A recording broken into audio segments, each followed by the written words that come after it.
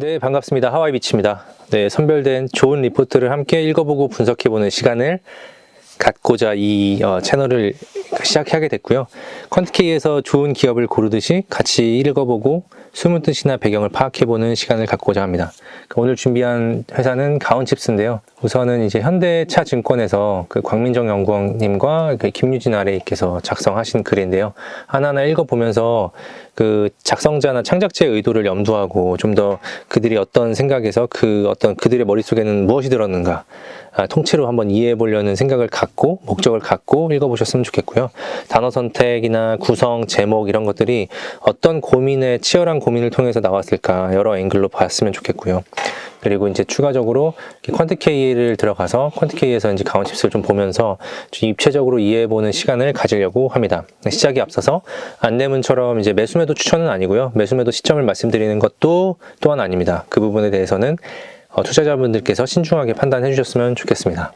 그 시작하기 앞서서 잠깐 최근에 이제 넥스틴하고 GST를 올렸는데 달아주신 댓글들을 보면은 저희가 이제 다음 방향을 좀 설정하기도 하고 또 어떤 부분에 대해서 관심이 갖고 어떤 부분을 좋게 보셨는지 이런 것들을 저희가 볼 수 있어서 되게 많은 힘이 되기도 하고 방향성을 잡는데도 많은 도움이 됩니다. 그래서 많이 이렇게 댓글 달아주셨는데 너무 감사드리고요.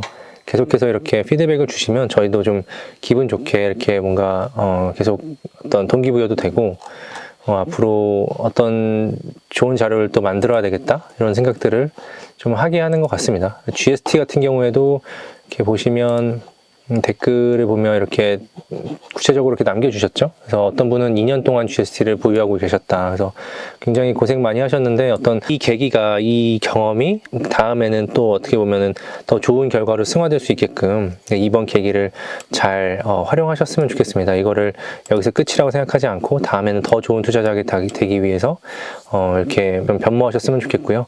고생하신 만큼 다음엔 더 많은 비중으로 더 좋은 포션으로 해서 좋은 결과 있으시길 바라겠습니다. 그리고 여기 보면 이렇게 좋은 말씀도 해주시고 좋은 자료 그리고 좋은 시도 이런 것들 재미있다 이런 얘기도 말씀해 주셨고 이렇게 댓글을 계속해서 보내주시면 저희가 반영을 좀 하고 방향 설정하는 데 도움이 많이 된다.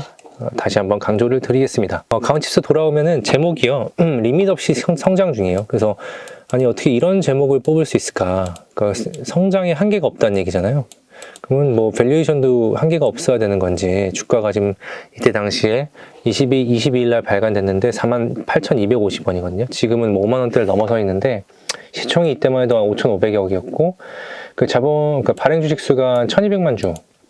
인데 이 중에서 자세히 보시면 그 대표님이나 그 특권자들 물량을 빼고 나면 물량이 많지 않습니다. 그쵸? 굉장히 적죠. 400~500만 주? 500만 주 정도 수준밖에 안 되는 것 같고 그런 부분도 잘 체크해 보시면 좋을 것 같고 최근에 이제 코스닥의 수익률 대비해서 가온칩스가 굉장히 좋은 모습을 보여줬어요. 사실 8, 9월 달 조정을 받았지만 10월까지 조정을 받았지만 정말 누구보다 가파르게 올라와 다시 회복했다. 그리고 올해 한 여름쯤에 굉장히 좋은 모습을 보여줬었고요. 내년이나 내후년 실적 전망을 한번 보면 뭐 24년에 한 1,000억에 한 100억 그 1,700억에 160억 정도 예상을 하고 있습니다. 그래서 요거들을 이제 그 P 레이쇼로 그 P 비율로 멀티플로 보면 한 30에서 50배 정도 지금 받고 있다. 그래서 이런 것들이 justify가 되는지, 그러니까 이게 합당한지에 대해서는 정말 투자자분들이 꼼꼼히 체크를 해보셔야 된다라고 말씀을 드리고요. 하나하나 읽어보면서 체크를 해보겠습니다. 네, 투자 포인트 및 결론. 투자는 2023년 12월 21일 두 건의 공시를 통해서 총 301억 규모의 그 에이색 설계 계약을 체결했다고 밝혔습니다. 그걸 내용을 잠깐 볼게요. 여기 보시면 전자공시에 가보면 이제 12월 21일 날 주문형 반도체 에이색 그 설계 개발을 245억을 발주를 했고요. 계약 상대방 비밀 요청으로 이제 그 공시는 안 됐지만 그 되게 큰 규모였어요. 매출액 대비 56%나 되는 규모였고 다음 거는 보시면은 56억이고요. 이거는 시제품 공급 계약이라고 보면 아무래도 이제 기존에 그 연구를 했던 거, 영역을 받았던 것들이 실제 웨이퍼 생산으로 가서 양산단으로 가면서 이제 중장기 계약으로 해서 아마 이 계약이 건수가 잡힌 게 아닌가 싶어요. 그래서 요거는 아마 텔레칩스 물량이 아닐까라고 추정을 하고 있고요. 그래서 다음 내용을 좀 보면요. 이는 HPC와 관련되어 적용되는 반도체로 삼성 파운드리를 이용한 최첨단 공정을 활용할 예정. 그래서 이 기사들을 보면은 4나노라고 얘기가 나오고 HPC는 아마 첫 번째 얘기 드렸던 250억짜리 규모 그 계약을 의미하는 것 같습니다. 이번 수주를 통해 당사가 국내 디자인하우스 업체 중에 가장 높은 기술 경쟁력을 확보했음을 다시 입증했다. 국내 탑이다 이런 얘기를 한 거죠. 주요 이슈 및 실적 전망, 당사가 지난 11월 7일 초격차 디자인하우스와 11월 16일 발간한 IM Top of Top 등 두 번의 보고서를 통해 이런 것들은 그 기존에 강조했다라는 걸 강조하시는 거잖아요. 그래서 이 내용을 잠깐 보지 않은 상태일지라도 그때 강조했듯이라고 읽어 나가면 좋을 것 같아요. 그래서 이것들이 기회가 되면 한번 보시면 좋을 것 같고, 지속적으로 언급했다. 페이프니스들이 삼성 파운드리의 반도체 위탁 생산을 맡기기 위해서는 후반부 설계를 해줘야 되는데, 이제 가온칩스는 어떻게 보면은 그런 반도체 설계 회사인 거죠. 네. 따라서 이러한 프로젝트를 팹리스로부터 수주하는 건 디자인하우스 차원에서도 큰 의미를 갖는다. 그래서 디자인하우스의 매출 구조는 디자인하우스가 직접 수주를 하는 DSP 매출과 삼성전자로부터 설계 프로젝트 일감을 받는 용역 매출로 나눠진다. 그래서 용역과 보통 이제 가온칩스의 이제 그 반기 보고서 이런 데 분기 보고서 들어가 보시면 매출이 이렇게 보시면 제품과 용역으로 나뉩니다. 용역은 이제 디자인을 해주는 설계 부분이고요. 그 개발에 참여하게 되면 실제 제품을 양산으로 이제 웨이퍼가 양산이 나올 때 그 양산 매출의 일부를 디자인하우스도 개발을 참여했기 때문에 그 매출로 잡히거든요. 그래서 그 부분을 말씀을 하시는 겁니다. 매출, 그냥 일반 매출과 용역 매출이 나눠진다. 그래서 대부분 용역 매출이 양산 매출로 이어지거든요. 그래서 단순히 이 회사의 그 재무제표를 볼 때, 여기 보시면, 다시 한번 분기 보고서를 보시면, 그 용역 매출에서 이게 끝난다고 보시면 안 돼요. 이게 제품으로 연기가 될 거라는 거를 아주 염두에 두고 보셔야 됩니다. 그래서 여기 보면 삼성전자부터 이렇게 했고요. 그 DSP 매출이 부가가치가 높다는 점에서, 왜냐면 DSP가 당연히 높겠죠. 용역 대비해서. 왜냐면 이건 양산 탈 때 내가 개발했던 건에 대해서 계속해서 웨이퍼를 판매할 때마다 그 마진을 챙길 수 있는 부분이기 때문에 DSP 매출이 부가가치가 높다는 점에서 이번 12월 20일의 수주 공시 역시 동사의 높은 경쟁력을 보여주고 있다고 판단. 높은 경쟁력, 가장 높은 기술, 경쟁력, 리밋 없이 성장, 입증, 단어들이 하나같이 다 좋아요. 예. 그런 걸 눈치채시면 좋을 것 같고, 또한 텔레치스가 개발한 A2X 반도체 역시 동사가 디자인하우스로서 후반 설계를 맡게 되어 아마 텔레비스를 말씀을 하셨네요. 그래서 차량용 라인업 역시 지속적으로 확대되고 있다. 이것도 자세히 보면 당연히 기존의 용역 매출로 잡히던 게 다 용역이 끝나서 DSP 매출, 그러니까 웨이퍼가 생산되는 매출로 아마 이렇게 전환이 되면서 이 계약건이 나오지 않았을까 싶습니다. 그래서 맨 마지막 줄을 보면은 이번 수주 프로젝트들은 2025년 동사의 실적에 크게 기여할 것으로 기대된다. 이번에 수주한 것들은 2025년에 실적이 기대된다 하는 거는 지금 2025년 실적이 좀 많이 뛰잖아요. 여기 지금 620억이거든요. 올해 예상치가. 올해 600억 정도라고 그러면 거의 3배 정도가 뜨니까 굉장히 큰 성장률을 보일 거라고 예상을 하고 있습니다. 그 마지막 그 문단을 보시면요. NPU는 GPU와 마찬가지로 병렬 연산에 특화된 반도체이다. 하지만 처음부터 그래픽 처리를 위해 개발된 GPU와 달리 NPU는 AI 학습 및 추론에 적합하게 설계되어 있다. 자, 이 얘기를 왜 할까요? 아마도 이 총 2건의 공시 중에 첫 번째 건은 내용이 공시가 안 돼 있습니다. 대회비였어요. 그리고 나머지 후자는 아마 여기서 말씀하신 텔레칩스일 거고요. 갑자기 이제 NPU 얘기를 말씀하시는 거는 이 첫 번째 공사가 이 NPU와 관련돼 있을 거라고 가늠해 볼 수 있을 것 같아요. 최근 출시되는 대부분의 스마트폰에는 NPU가 AP 내에 구현되어 있고 데이터 센터용 서버에는 NPU가 AI 가속기 형태로 탑재되는 추세다. 그래서 NPU가 최근에 주목을 많이 받죠. 네. 그리고 그 외에도 자동차, 로봇, CCTV 등 AI 기능 구현이 필요한 엣지 디바이스에 NPU가 탑재된다. 네, NPU를 계속 강조하고 계십니다. 빅테크 업체들이 자사에 특화된 반도체 칩을 구현하기를 원하고 있어 필수적으로 디자인하우스의 중요성은 더욱 증가할 수밖에 없는 구조다. 자, 이 말이요. 저는 이 전체 지금 읽었던 내용 중에 가장 중요하다고 생각하거든요. 어떻게 보면 지금 공시의 대상 그 고객사가 나오지 않았으나 NPU 관련된 고객사라고 예상이 되고 기사를 찾아보면 4나노라고 하거든요.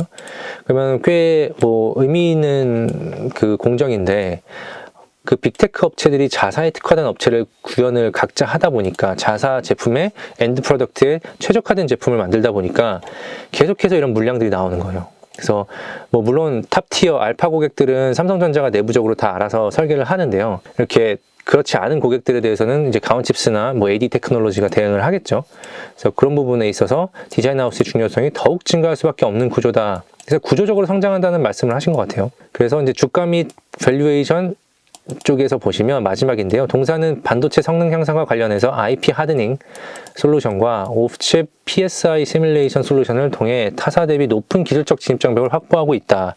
자, 이거는 조금 뭐 내용을 찾아보시기를 추천을 드리는데, 그 보시면 이제 그 가온칩스가 먼저 이제 앞쪽을 말씀드리면 IP 하드닝 같은 경우는 보통 이제 IP에 대해서 좀 검증을 하는 거거든요.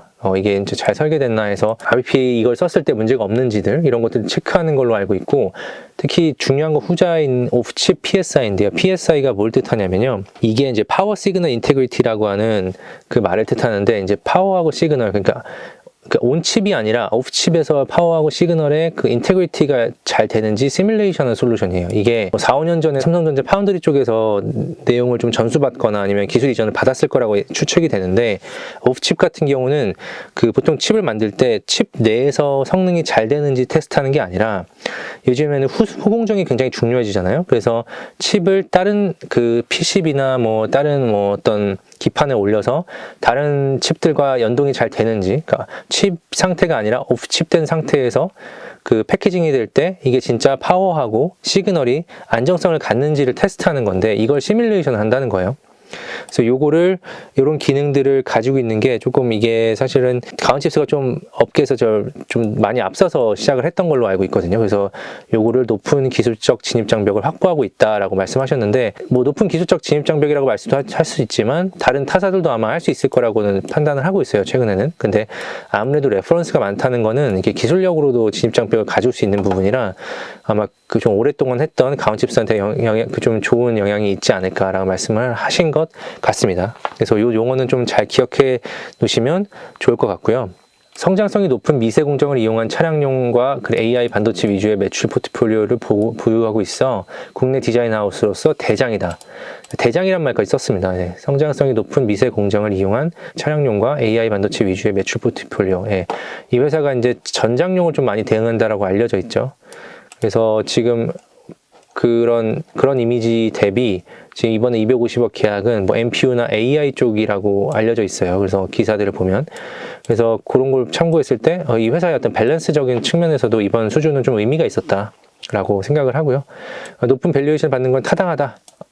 높은 밸류에이션, 이렇게 높은 밸류에이션을 받아도 충분히 가치가 있다, 뭐 이렇게 말씀하시는 것 같고, 양산 매출이 개발 매출을 넘어서는 2025년부터는 본격적인 실적 퀀텀 점프가 가능할 것으로 판단.